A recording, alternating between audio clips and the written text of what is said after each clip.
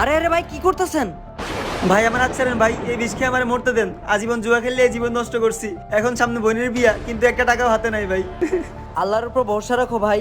আমারে দেখো, আমার আব্বু অসুস্থ, তাও আমি আল্লাহর ইবাদত করতে আসছি। চলো নামাজ পড়ে আসি।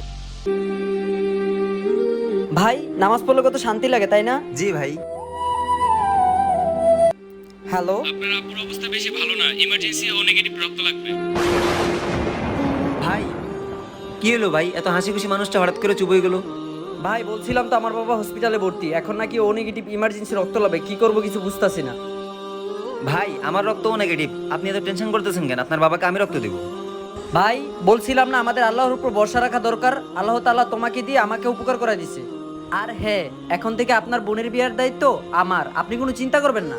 আসলে ভাই আল্লাহ তাআলা সব সমস্যার সমাধানকারী। ভিডিওটি ভালো লাগলে সবাই সাবস্ক্রাইব করবেন।